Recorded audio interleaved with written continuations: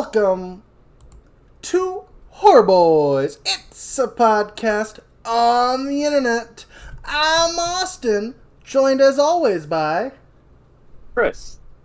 And we are the Horror Bois. And this isn't just any old podcast on this old internet.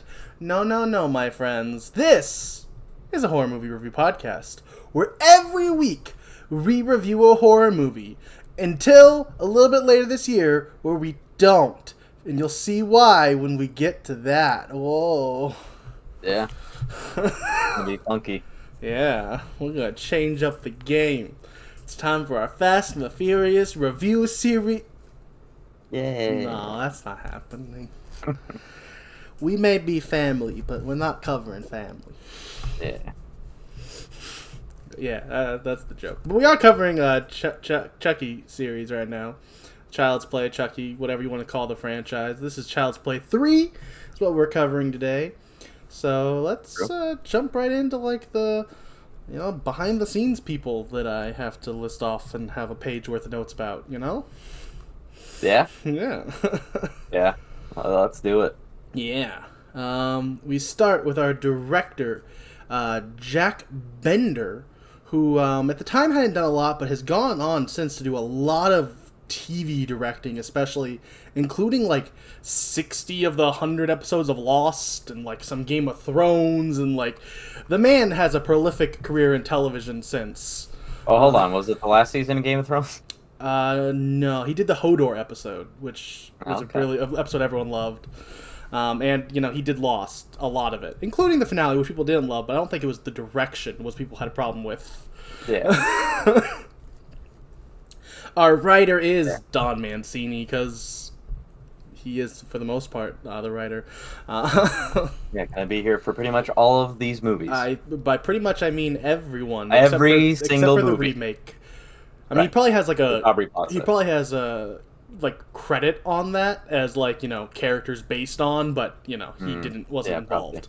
We also have our executive producer, who is also always around. That's right, it's David Kirshner. He's also credited as the creator of the Chucky doll because he came up with the character of the Chucky doll itself. We have our composers, Larry Larios and John DeAndrea.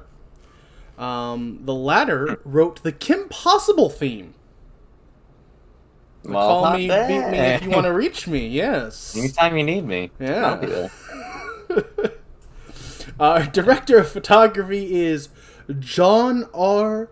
Leonetti, the director of photography of The Mask, Mortal Kombat, Dead Silence, Piranha 3D, Insidious 1 and 2, and The Conjuring.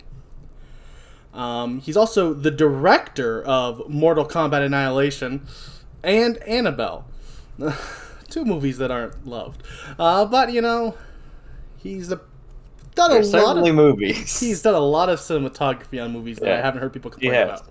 Well, yeah, all the way right up until like Insidious 1, I was like, yay. Ooh. Whoa. I mean, The Mask is a great movie.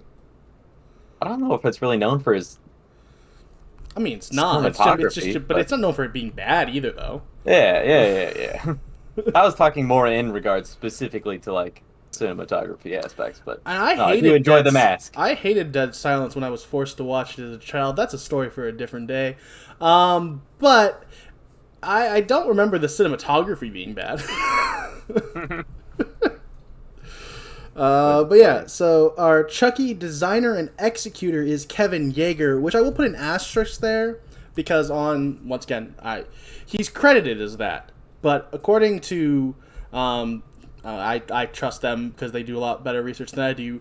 The Dead Meat video on their kill count recount of it, they talked about how he was busy, so I think it might just be like his studio who was doing it.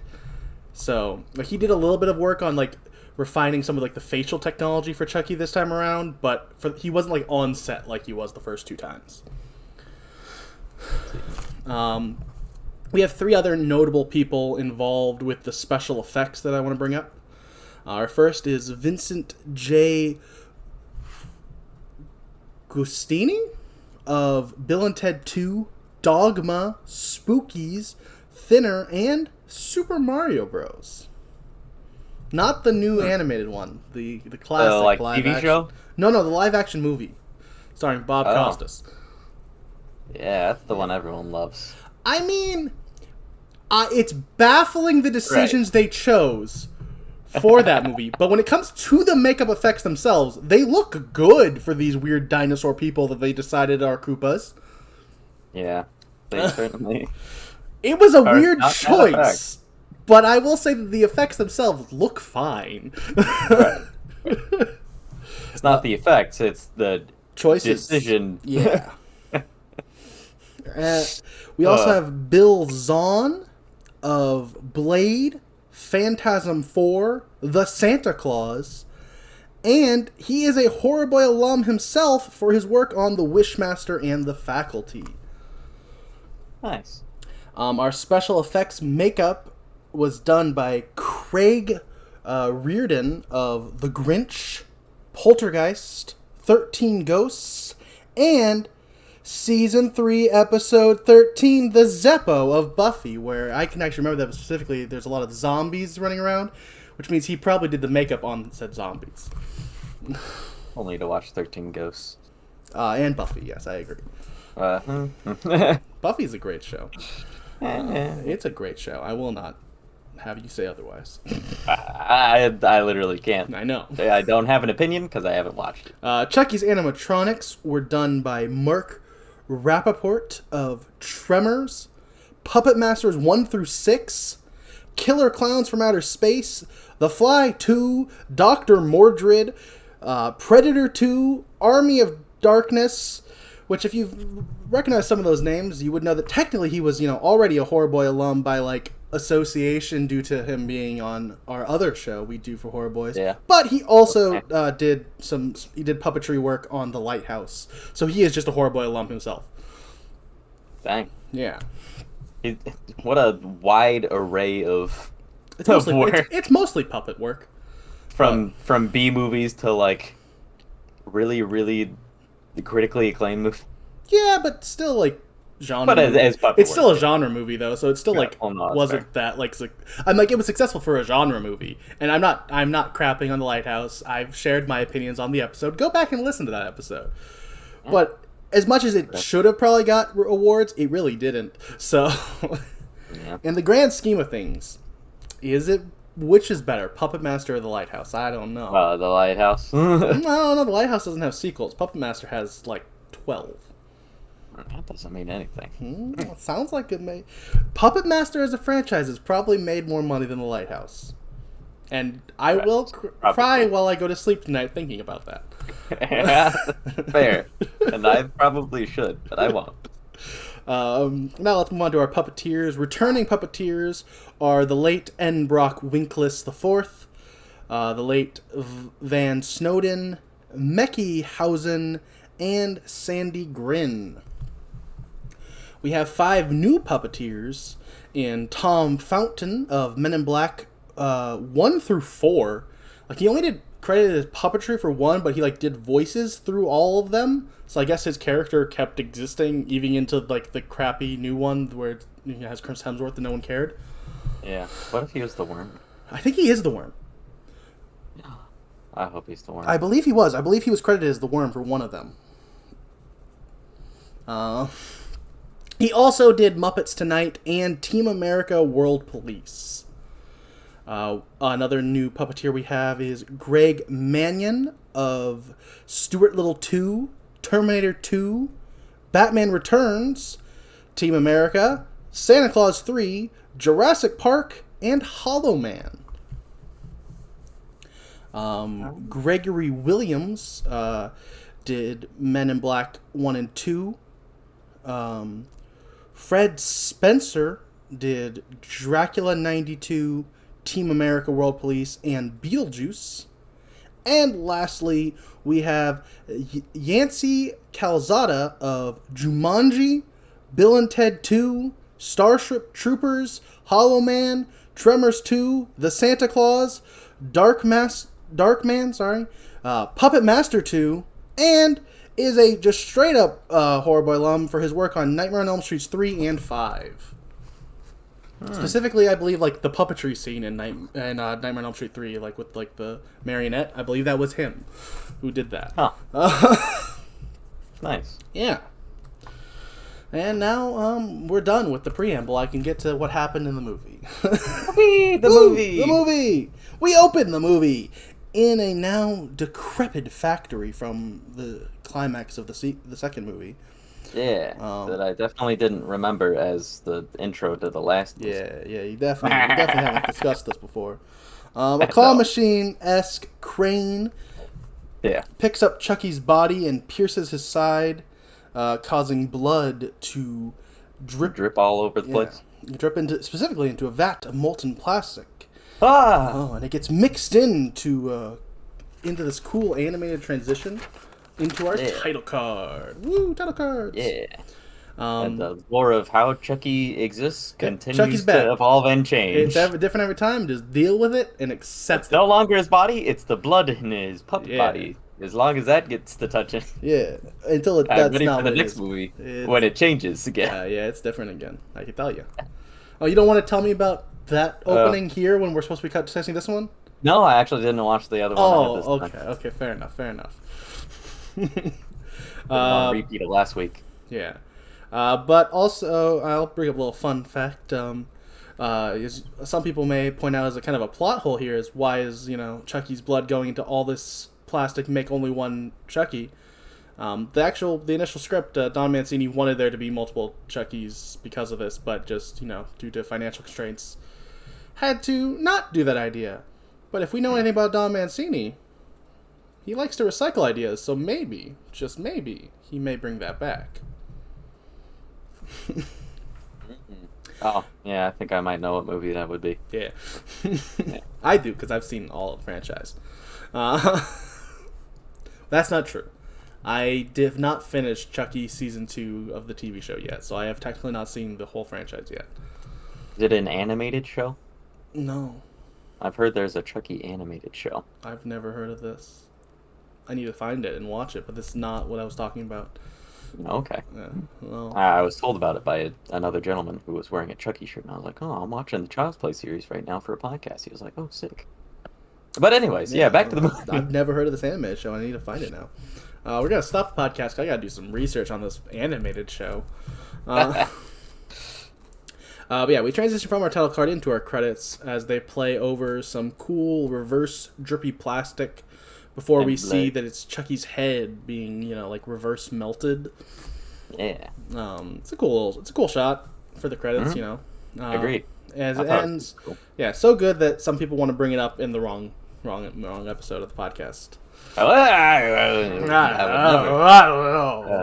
And then once the plastic all reforms, he opens his mouth slowly and goes, Chucky screams as we transition into a Play Pals board meeting where Miles explains how relaunching the Good Guy doll line could be a bad idea due to the controversy of Andy Barclay that started 8 years ago, which I will point out causes a weird... Not even I'm going to talk about like them doing a time jump. That's fine. But just the continuity doesn't quite add up of where this 8 years is supposed to line up. The internet seems to think that this is referencing the end of Child's Play 2, and therefore he would have been 8 in Child's Play 2 because, he was 6 in the first one. But right. I don't understand how the controversy wouldn't have started when he was 6, and therefore would make him this, 10 years, whatever. But then also later we find out that he's 16, so I guess it has to be the 8 years from when he was 8. But also it could, hear me out, because I don't even remember if it's even brought up in the first movie and not just what people think it was. Maybe they're retconning and saying he was 8 in the first movie. I'm not 100% sure. It's a little convoluted.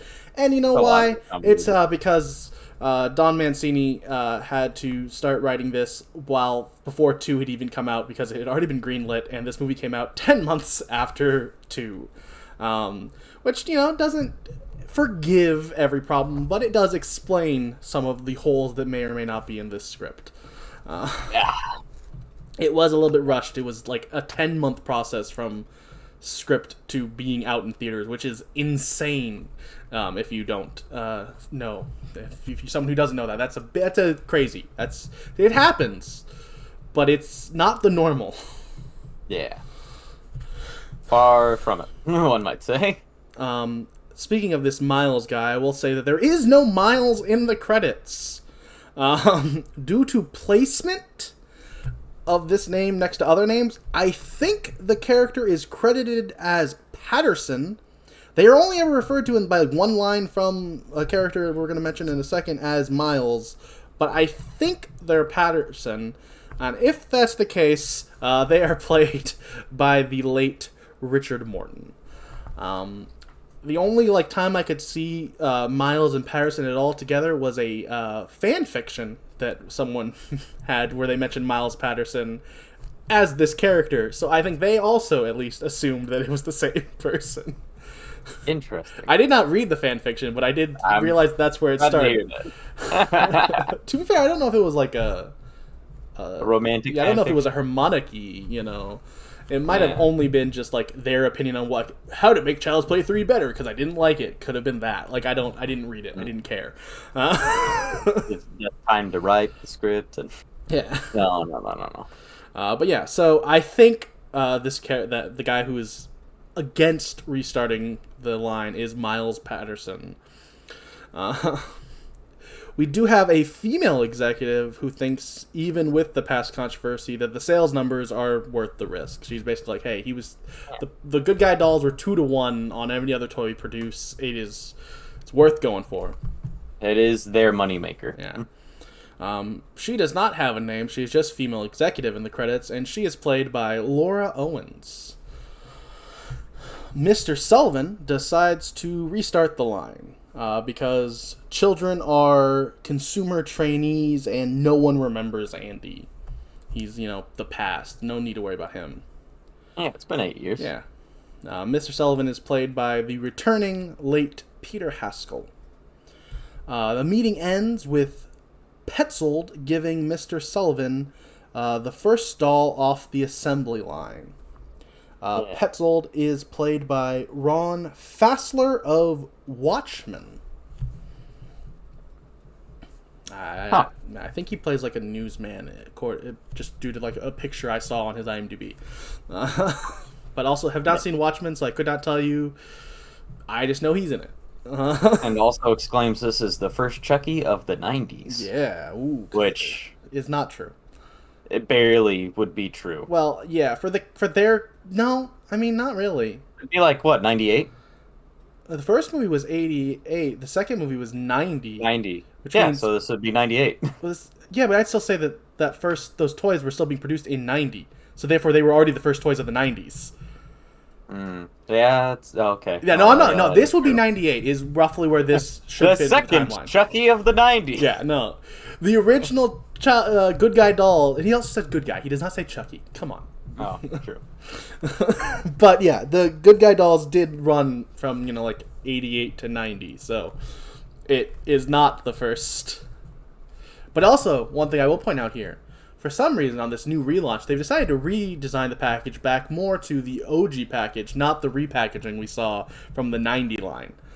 Almost like it's almost like we're only ever going to see one in a package, so we can do that. They didn't plan on doing a billion of them in a factory again.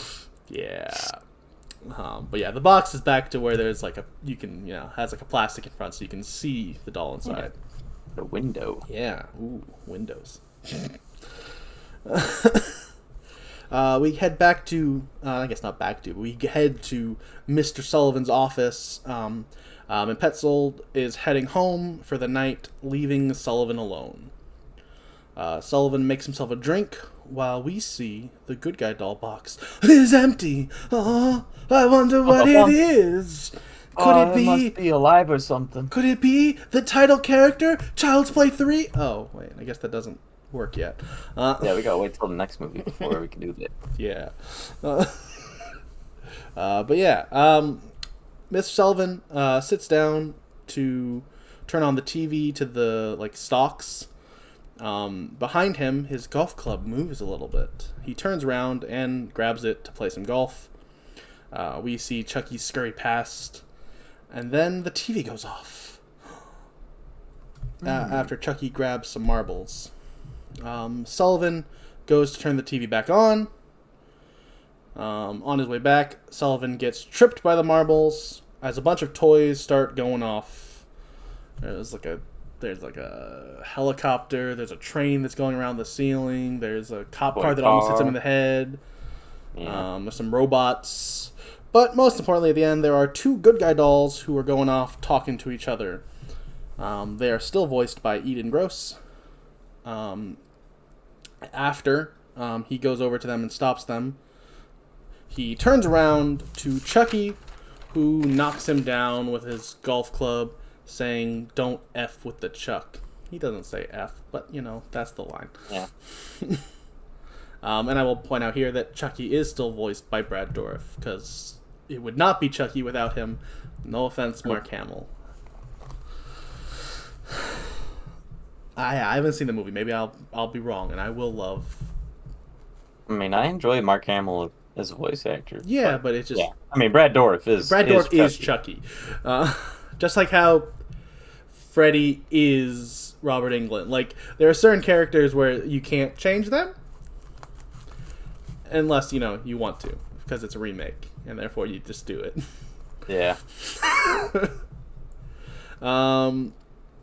Chucky throws a dart into his back saying bullseye, because now, see, Chucky's starting to be kind of funny. He starts to say quips and lines almost every time he does something now. Yep, it's that time of the era. It's about the, third movie in the franchise for the comedy kind of character, so it's where they start doing that. It's also, in Nightmare on Elm Street. Nightmare on Elm Street, yeah. Less so in Friday the 13th. Yeah, Jason did not start that till the 6th movie. Yeah. I mean, he still didn't say it, but that was the first movie where they tried to be funny. Which they were. That sounded negative. But yeah. After he throws it in his back, he then throws one in his hand, stopping him from calling for help on the phone. Yeah. Before strangling him with a yo-yo. Talking about how it's, good to be back, to like strangling, because, yeah, he is the Lakeshore Strangler. Nothing like a little strangulation to get the circulation. Yeah, that is the line. Yeah. He uses Sullivan's computer to find out that a 16-year-old Andy has been sent to Kent Military School.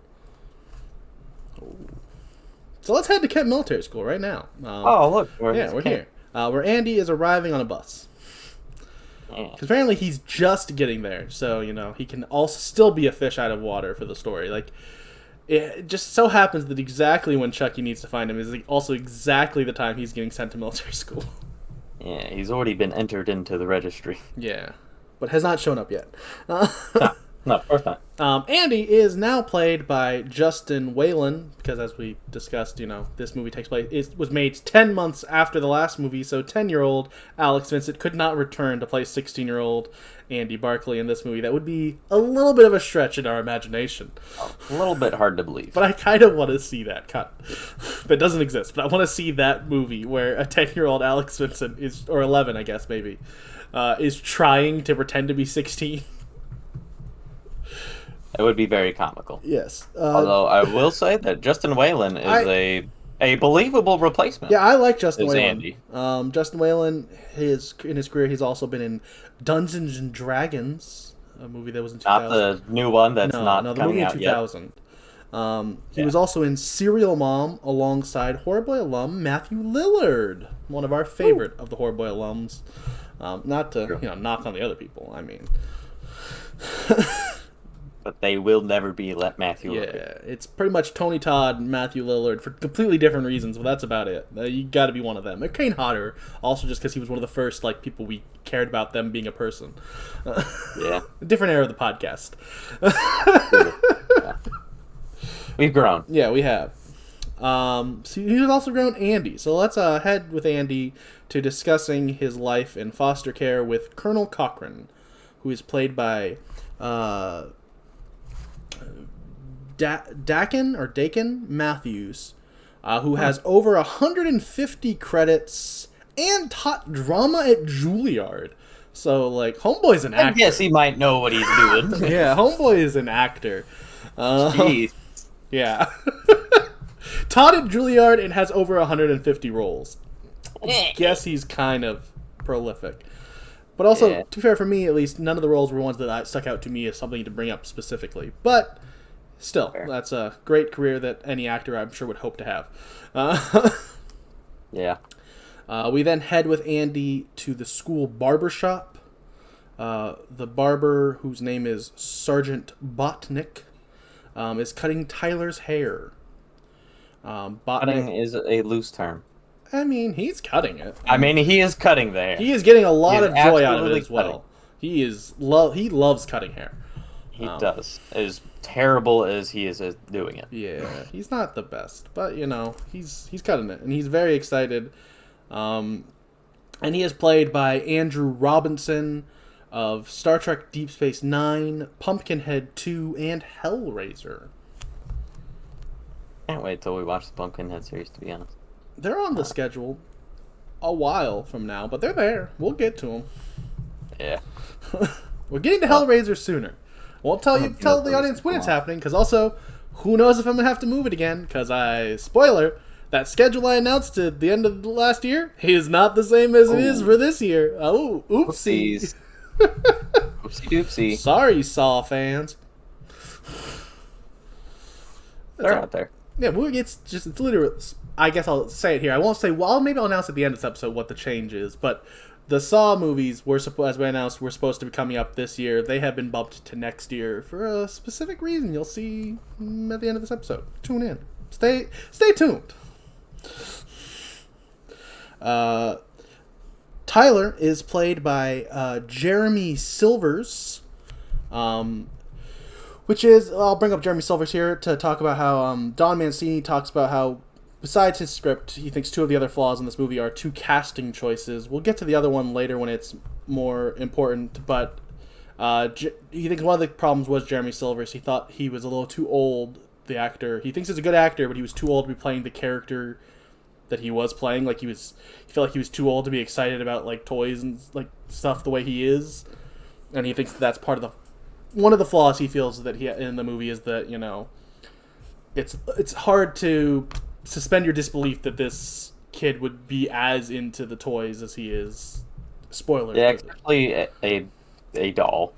Yeah, but also once again, I did not corroborate this research, but once again, Dead Meat. Shout out to them. They're way better than us and always will be. What? I didn't say that. But they did, James on the episode about this movie did talk about how when he looked it up that the actor was actually like 8 when they would have been filming this, which would have put him at like the same age as, Andy. So, I don't know. But also the actor might have been 10. I'm not exactly sure, for sure. I don't know.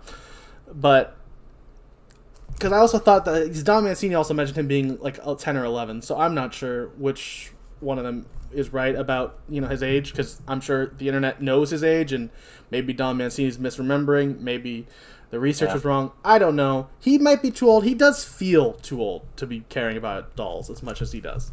But yeah, it is what it is. He is still a very good actor, and he still does have a couple really cute moments. So I like Jeremy Silvers. I think he does a good job. Sergeant Botnick then gives Andy a haircut that would definitely be way too long. It is definitely not in regulation. It is too long. He does give this whole speech about, being able to grab your hair to slit your neck, he and still then gives him still leaves it long enough to do that. Like pretty long. Like it's not like super. It's not as long as he came in with. He had some cool long hair as he came in, but he definitely had some long hair. I liked it. It had a nice little shaggy look to it. I respect it. I also like the way that he just randomly cuts his hair with the scissors. Yeah, you understand. Hey, did you see the end result? It worked. I can tell you that end result was not what was happening in that session. The end result worked, Chris. It was cut shorter in the front, and then in the post result, his hair was taller again somehow. Well, here's the thing. Everything goes slow-mo for Andy when he sees an ad for the relaunch of the Good Guy dolls. Once again, this is the first time we see that, Tyler is really excited about it as he goes, wow, in slow motion. Yeah. Andy heads up to his room after that, and hears something in his closet, and he slowly opens it, revealing his roommate, Whitehurst, who was tied up by Shelton. Whitehurst is played by Dean Jacobson of Lobster Man of Mars. Classics. Yeah. We head to formation, where we meet Major Ellis and Cadet Lieutenant Colonel Shelton. Ellis is played by Matthew Walker of Halloween 5, and Shelton is played by Travis Fine of Girl Interrupted, and was the writer and director of Any Day Now, which is a more recent drama that has really good reviews. I've never seen it or heard about it, but it had a 7.6 on IMDb with 4,000 reviews. That's enough that I'm oh, this is actually a good movie, not just something no one knows exists. So interesting. Yeah. Shelton gets on to Andy for not calling him by his rank and ending his sentences with sir.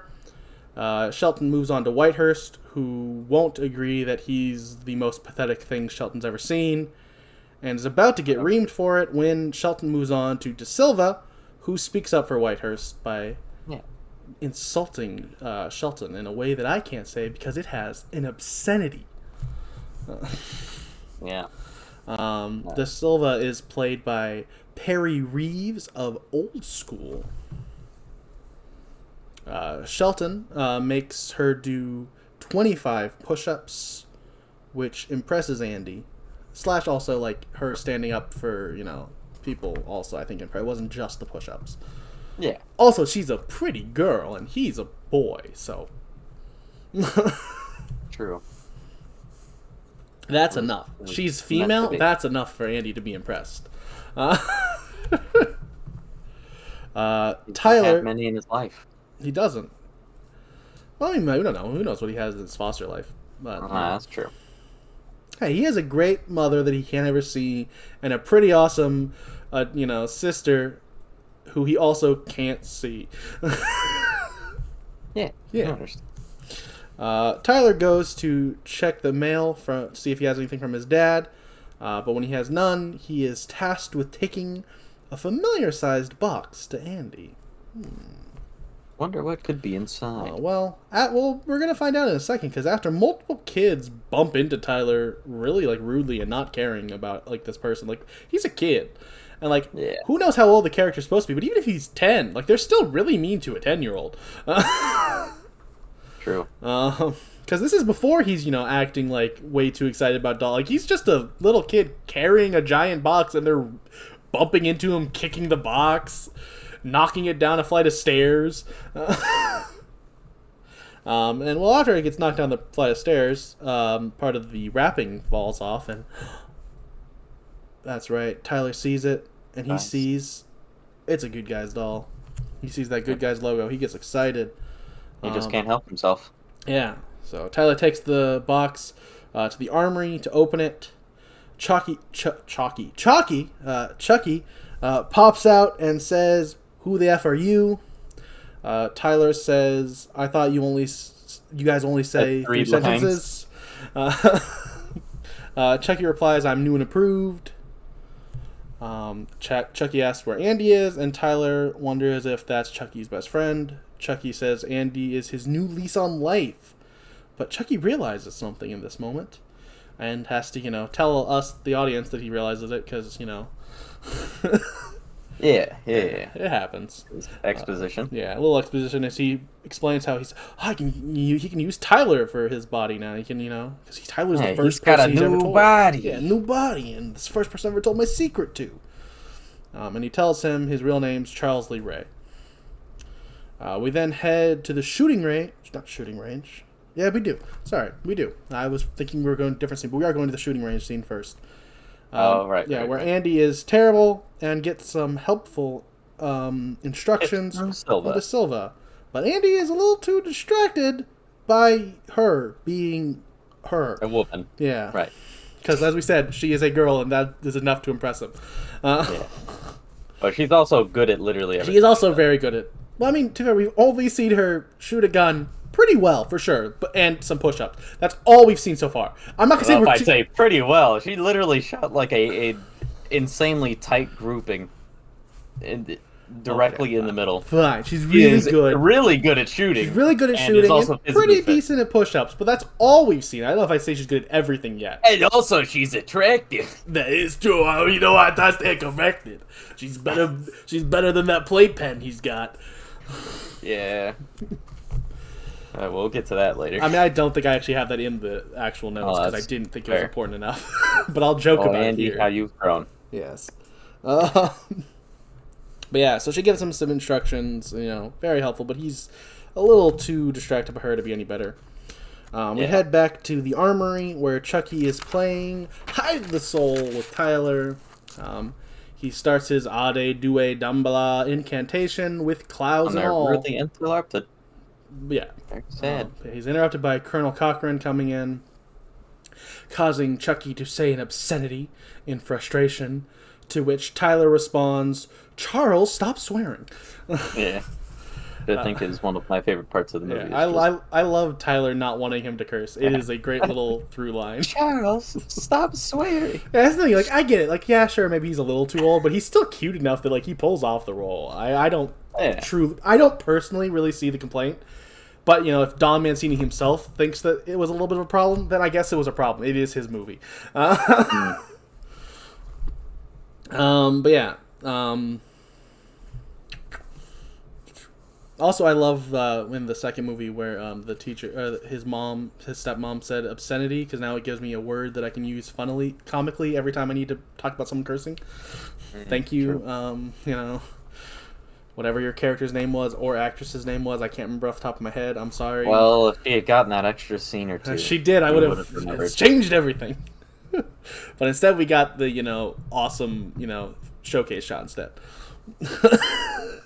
True. Colonel Cochran reprimands Tyler for playing with dolls and takes Chucky away. Chucky does, I believe, say he'll be right back. Oh, he'll be back or something like that, in cute, good guy doll voice. Right. We head to a rifle drill that Andy is having some trouble with. He drops his rifle when he sees Cochran carrying Chucky.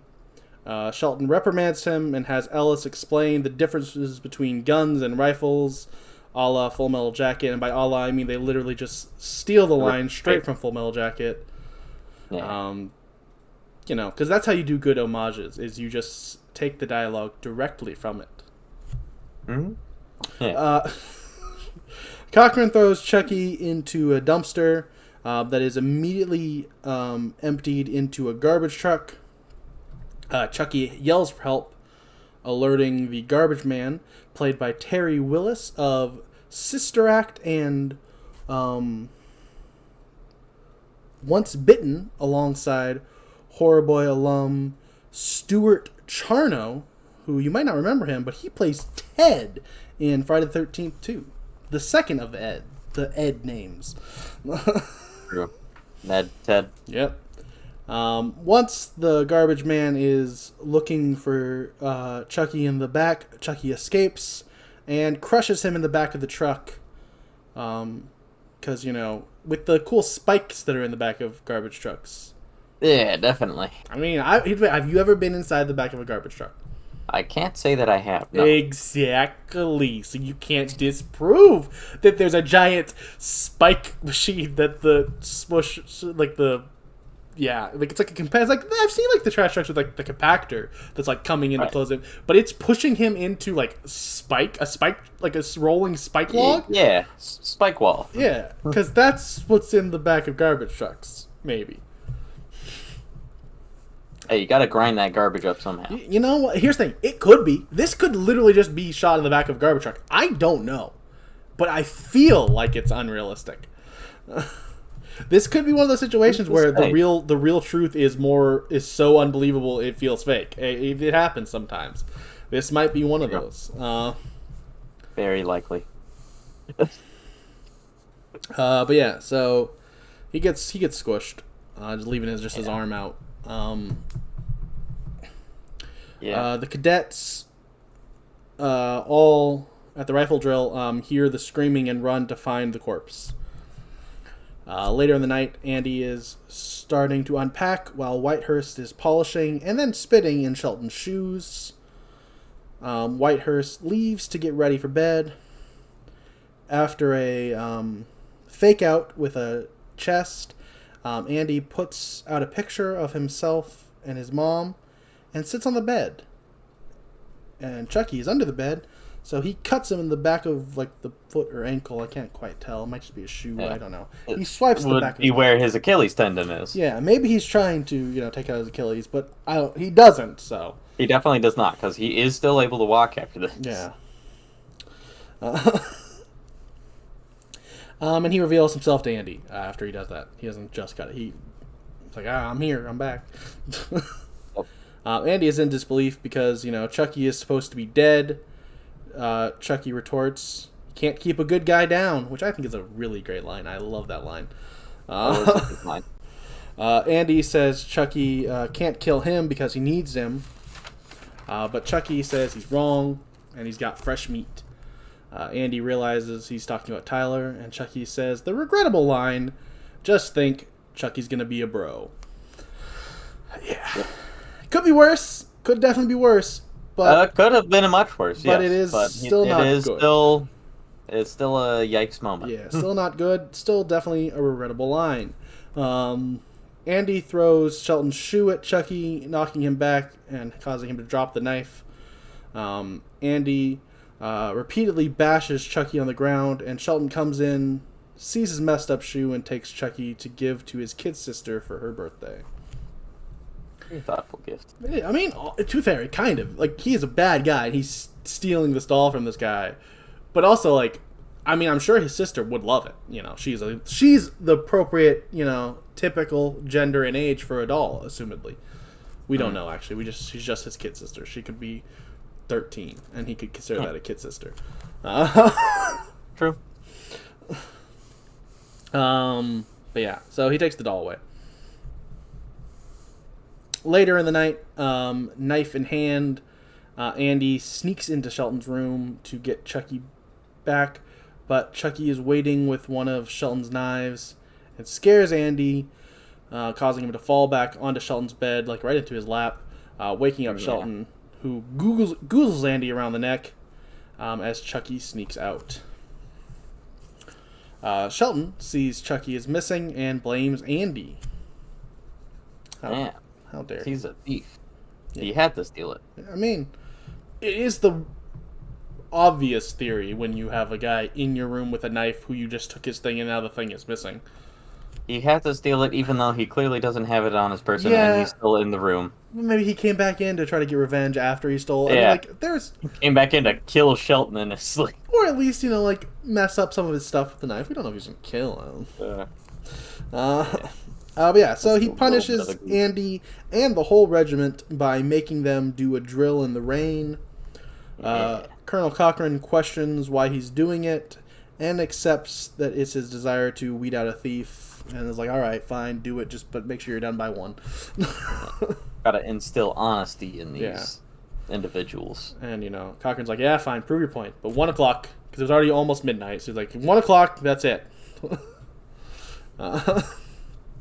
And we head back inside to Chucky, who goes to Tyler's room, but Tyler is gone and left the note, "Dear Charles, you're it. Come and find me. Your best friend, Tyler." So Chucky goes looking for Tyler, sees him at the end of the hall and has to chase after him. Back at the punishment, Andy tries to break out to go off to protect Tyler, but is stopped by Shelton. Shelton knees him, and then Andy gets a good punch on him, but he is taken back to do his drill. Chucky follows Tyler into Colonel Cochran's office. We cut back to the punishment, and Andy tells Whitehurst about Chucky, but Whitehurst does not believe him, because of course he doesn't, because it's a Child's Play movie. You have to not believe. That's how the story works. Yeah, and I mean, in and fairness, also fair, unbelievable. Yeah, it is a insane story.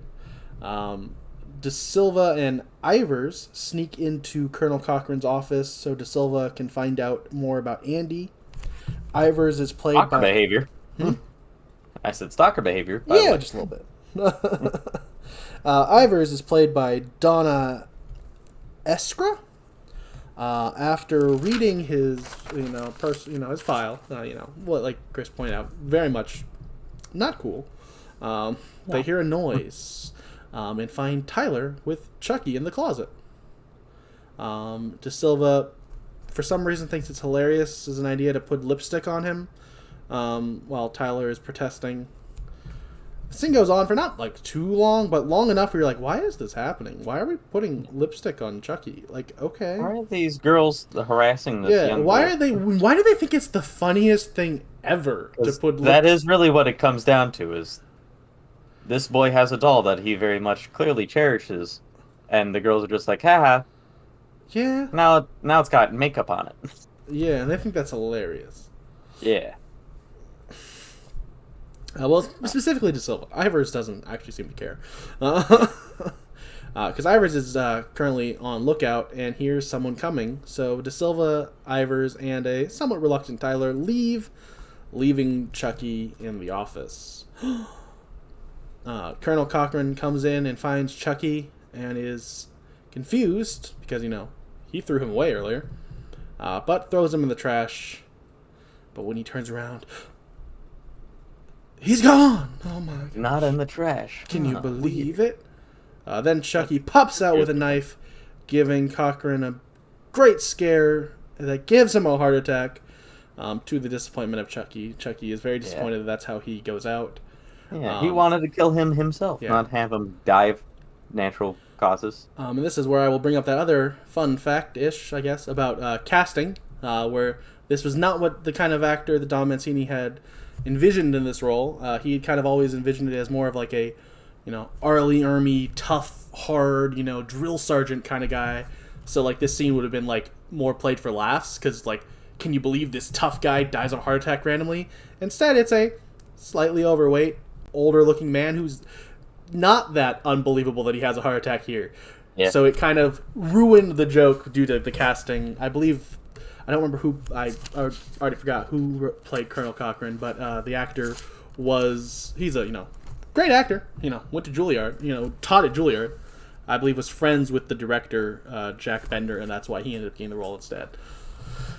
Which, does slightly, ruin the intent of this joke. It's still, you still have Chucky being disappointed, which is still, there's humor in that, but, there was supposed to be like a double element of a joke there where you go, oh wow, this guy goes out to just a heart attack rather than, being a tough guy like you'd expect. Yeah. But, it is what it is.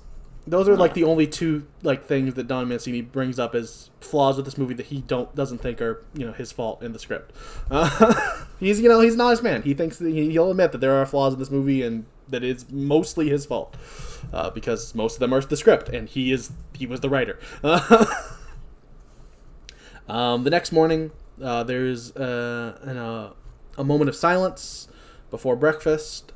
After the moment of silence, Sergeant Botnick walks around telling guys when they need a haircut, including Whitehurst and how he needs one that day after breakfast.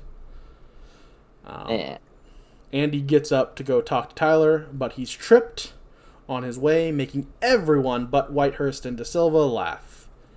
Andy picks himself up and walks to Tyler to tell him that, hey, you gotta stay away from Chucky. I mean, that's basic. But, Tyler, he doesn't believe him. And just not having it. Yeah, he's like, no, you're just jealous because he used to be your best friend and he's mine now. And Andy's like, no, please, he's dangerous. Stop. Here, take my knife, I guess. If that's all if you won't believe me, just take this knife. Please keep yourself safe. Yeah. I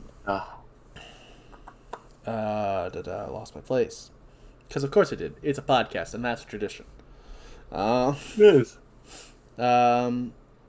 We head to Botnick, finishing up Whitehurst's haircut, sending him off. After he's done, Botnick is cleaning up, and he goes over to the cabinet, and he finds Chucky, and decides that, his hair is out of regulation, and he needs to cut it. And with a little too much joy again, because he gets a lot of joy out of cutting hair for some reason. Yeah.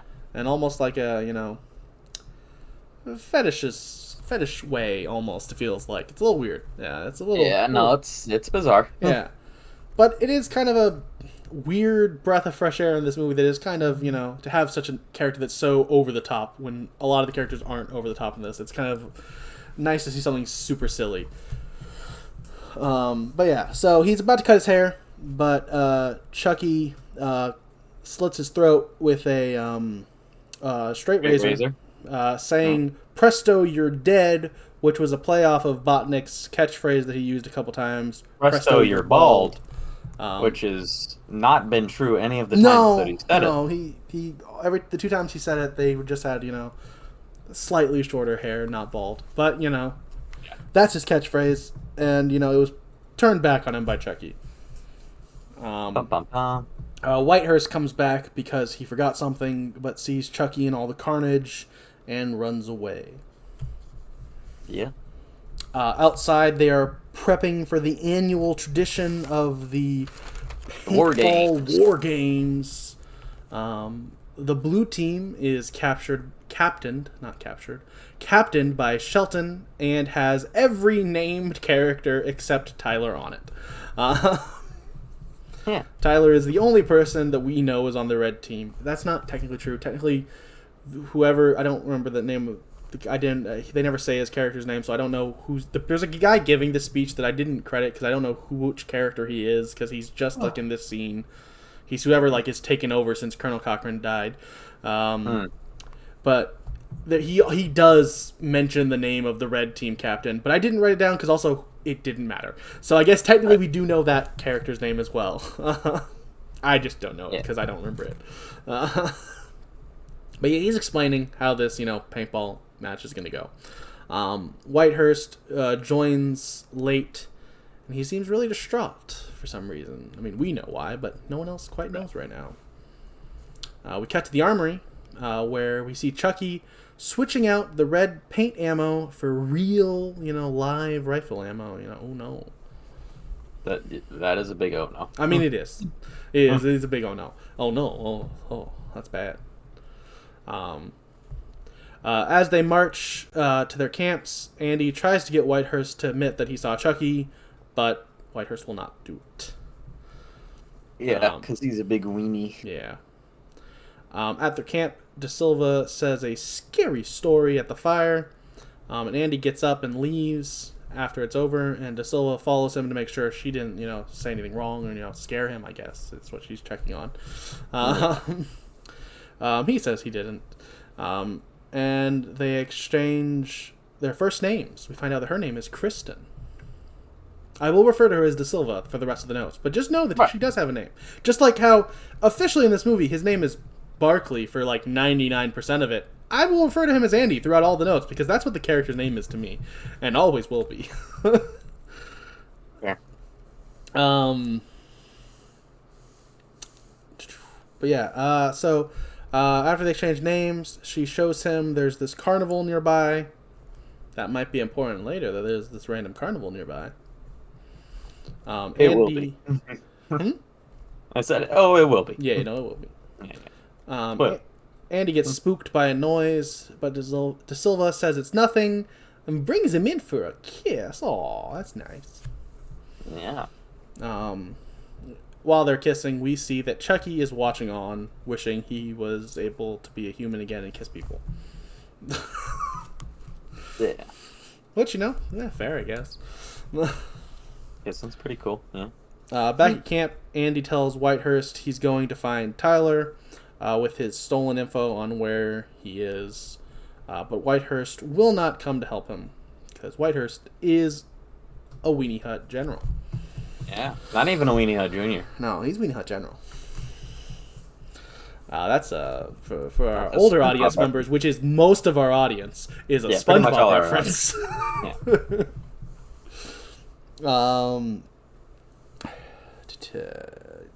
After he leaves, Shelton and Ellis find out that Andy is gone, and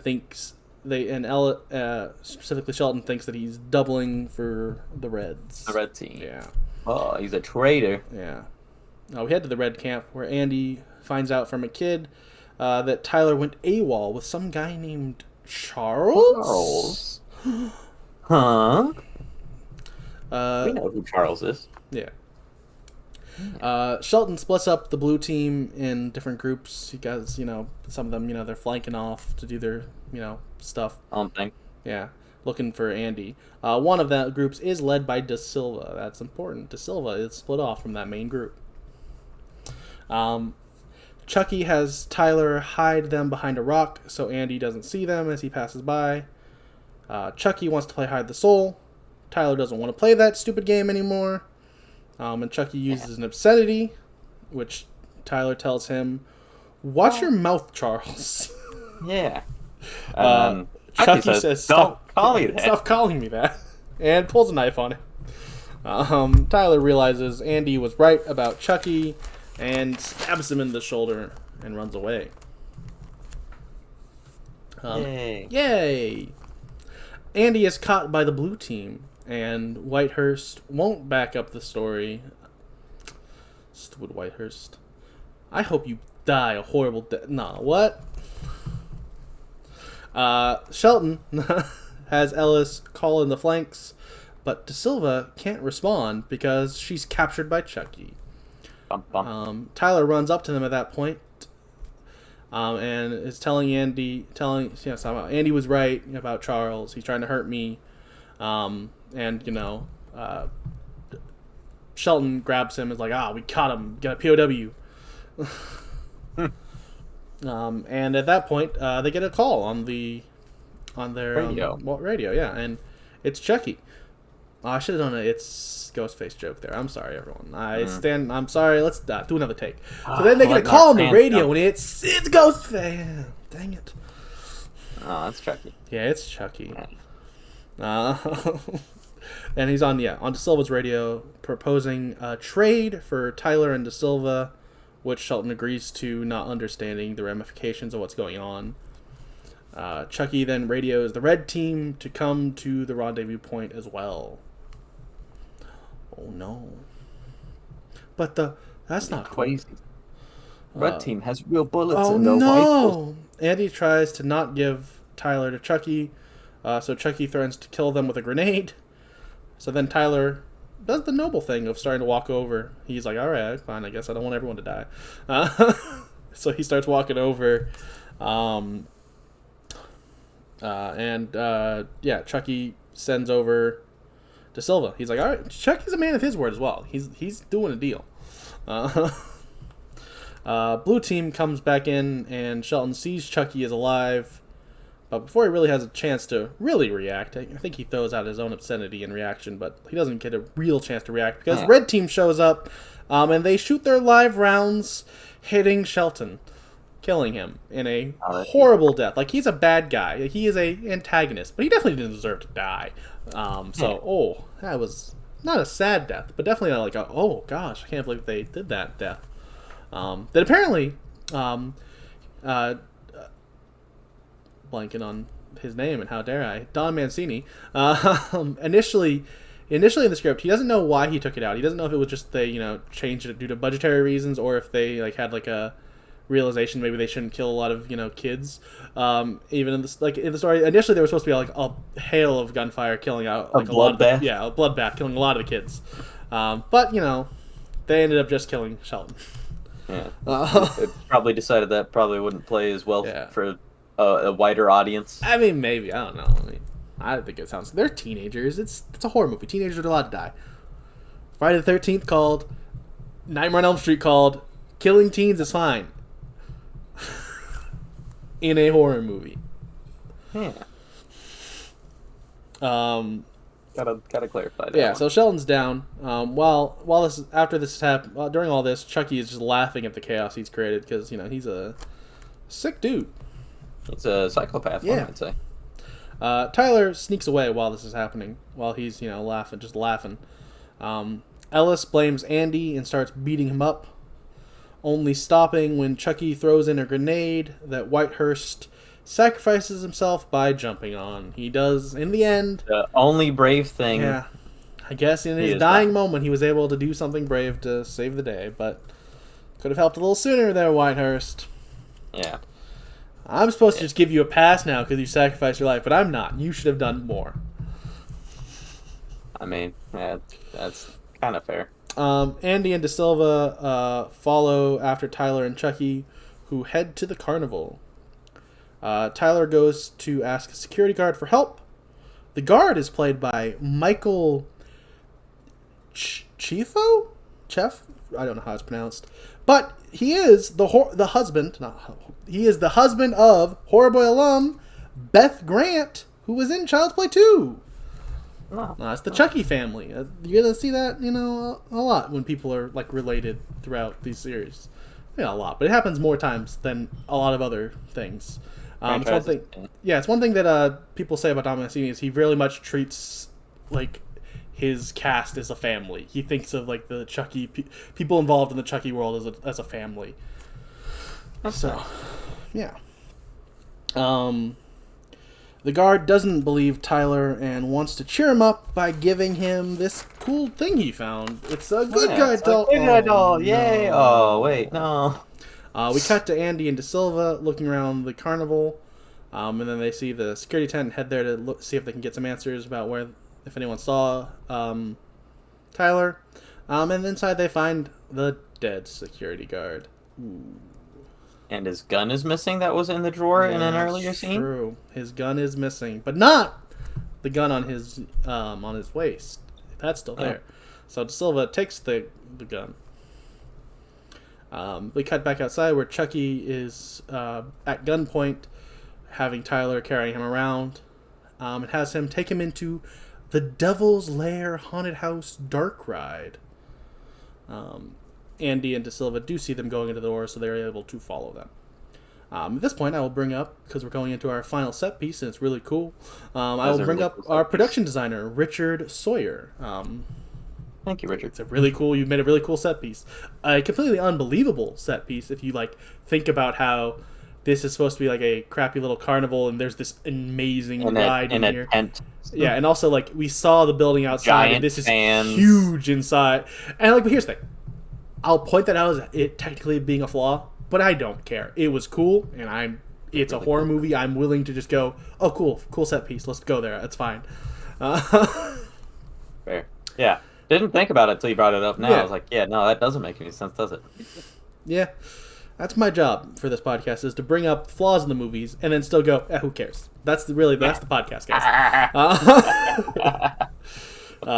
I'm cynical enough to go, hey, there's flaws, but also I enjoy something enough to go, who cares? I know I'm having fun.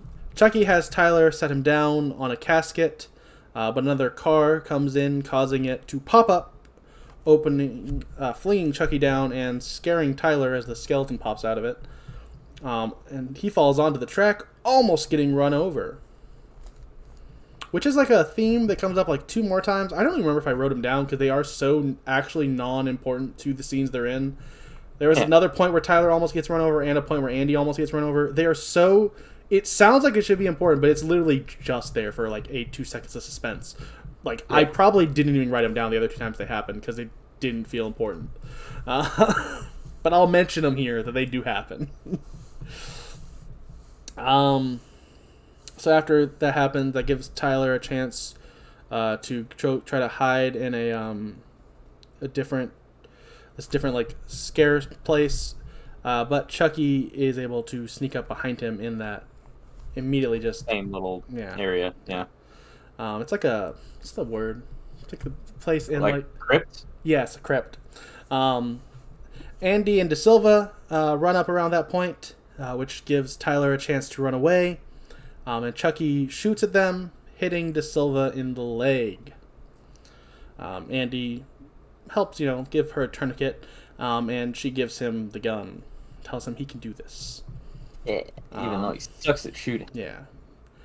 We head to Tyler, who's deeper in the ride, and sees this Grim Reaper with a giant scythe. Could that be important in half a scene? Yes. Tyler's foot gets caught. And Chucky catches up to him, and Chucky stands up above him to gloat and gets half his face cut off by that scythe. It's so cool looking. That is a really cool effect. And you could go, oh, why did that happen? Why is this such a dangerous thing? But actually, it's really like, with the way the ride was set up, it wasn't dangerous. Like, the cart actually turns away before it happens, and, so. I mean, it's still probably too dangerous to be in there, for sure. But it's cool. Yeah. It meant we got a cool half Chucky face, which is cool. Yeah. There's no way that scythe that's there just for aesthetics should be sharp enough to cut anything. Yeah, but maybe it didn't cut it. It just, like, ripped it off by force. Lobbed it off. It's so much weight just knocked off. Like, I'm willing to believe that it was less of a cut and more of a rip. Fair. Yeah. Fair. At least that's what I'm willing to do to, as I said, fine, it's a flaw, but who cares? I'm willing to justify it. It is still cool. Yeah. So yeah, but because this is happening and half his face is gone, Chucky is screaming in pain, giving Tyler a chance to run away. Tyler rides this, like, demon dragon bat thing to the top of the mountain of skulls, which is a weird sentence to have to say, but it's accurate. It seems like I'm talking about a different movie. Am I talking about Am I talking about Dungeons and Dragons starring the actor who plays Andy? No, I'm not. I'm talking about this movie. Yeah, they go ahead up to the top of the mountain, but Chucky is also going up to the top of the mountain because he's holding on to the bottom. And once they're at the top, he's able to knock him out with that classic, super easy knockout power when then they need to knock someone out. Yeah, they're on the top of the mountain. He's knocked out. Andy sees this and runs past a giant industrial fan. Just going to mention that. I wonder if that'll be important. Yeah. And starts to climb up. Chucky starts his Ade Due Dumbala incantation. Andy slips, almost falling into the fan. I told you it would be important, guys. Yeah. But he catches himself, so he's not. It's fine. He didn't fall into the fan. No one's going to fall into the fan. He's safe now. And he starts his way back up the mountain as the storm, due to the incantation, starts outside. And I think maybe is, like, causing lightning to hit the mountain. I think maybe. I can't tell if that's what's supposed to be happening or if it's just the mountains. Lightning effects. Yeah, I can't tell. It could be. Insane ride. Yeah, it's either this ride is super insane or it's the lightning from the magic. Either's possible. Andy remembers... first Andy tries to shoot Chucky, misses, and then he remembers his teaching from De Silva and shoots Chucky's arm off, and then another shot stops him by knocking him back, stops the incantation. Andy goes up to get Tyler, but Chucky is not dead because it's a Child's Play movie. And he jumps on his back, causing Tyler to hang off over the fan. Oh no, maybe that fan is still important. Andy is holding on to Tyler, saving him. Tyler is able to pass Andy the knife, and Andy cuts Chucky's other hand off, and then Andy's able to easily throw him into the fan, cutting him up into a bunch of pieces in an awesome, cool Chucky kill. Chucky deaths are almost always awesome, except for when they're not. Which we'll get to those. Uh-oh. Andy pulls Tyler up to safety. Then Andy sees that De Silva off into an ambulance, being like, I'm fine, don't worry. As he's then taken away by a cop. The cop is played by Mark Christopher Lawrence of Halloween 2 and Chuck. He was in like 80 episodes of Chuck. So if you're a Chuck fan, this actor might be familiar. And then we have our credits. That's it. That's the movie. That's the movie, yeah. It is the shortest notes I've had for a Child's Play movie, because it is the simplest in plot. Really, straight to the point. Yeah. Military but school yet somehow is actually technically the longest. Huh. Yeah. Crazy. Final thoughts. I enjoy this movie. It's not great. It's definitely got flaws. I can see why this is Don Mancini's least favorite in the whole franchise. I can see why it's one of the least favorite in the franchise overall. There's an argument a lot of people make for Seed. Spoilers from when we talk about Seed. I don't fully agree with that argument. But, I can see it. I can see not liking this movie. But also, I do, though. I have fun with it. It's still Chucky. It's still fun. I like it. It's got some silly stuff in it for sure, but I enjoy my time. It's an enjoyable movie, and that's all I really ask for.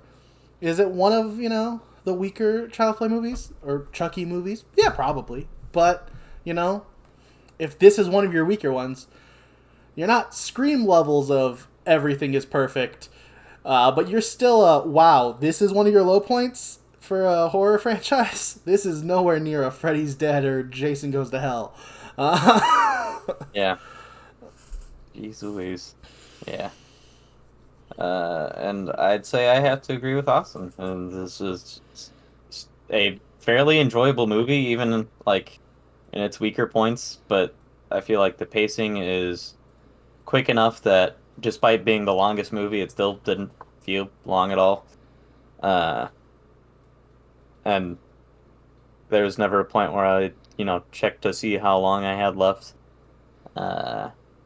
Yeah, it's a solid franchise so far, and I'm looking forward. I know this is probably one of the few times I'll say this. Looking forward to the rest of the franchise. Oh. Yeah, speaking of the franchise, I have a little bit of an announcement to make. Which announcement / retraction of a previous announcement. As we announced in January, or technically December, but it came, our end of year retrospective and look forward episode, whatever you want to call it. I think that's probably what it was titled. I don't know. Yeah, we'd announced the schedule for the year, and after we got through, the 8 weeks of the Child's Play movies and the remake, we were gonna move on to then. I believe then was Final Destination, then Saw, or the other way around. I don't remember for sure, but that's not happening anymore. Saw has been bumped to next year, and Final Destination has been pushed back 8 weeks because after we finished the Child's Play reboot, there's a little bit more of this Chucky story for some reason, because there's I don't know, 2 seasons of a Chucky TV show. And we're gonna cover them 2 episodes a week for 8 weeks, covering the 16 episodes of the first 2 seasons.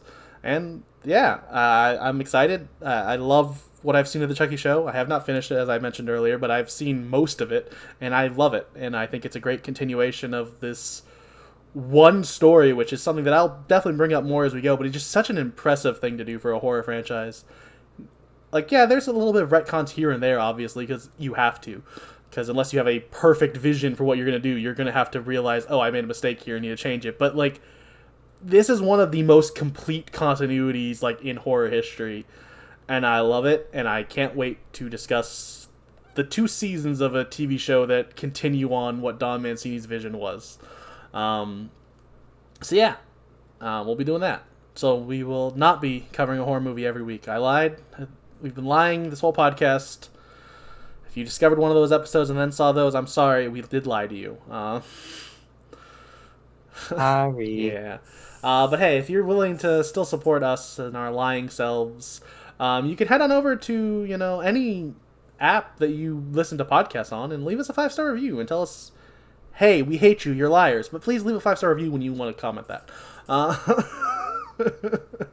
Also, if you want to head on over to youtube.com/@horrorboys, you can, find the video version of this podcast if you're an audio guy but want a video version. Or, hey, we have a whole series that's YouTube exclusive in our horrible commentary. So maybe head on over there and check out that so you know about all these, Horror Boy alum-ish people that we bring up all the time. That's where they're from. Yeah. But yeah, also if you want to support us directly, patreon.com/horrorboys. We'll be back next week. I'm Austin, joined as always by Chris. Bye-bye! Bye-bye.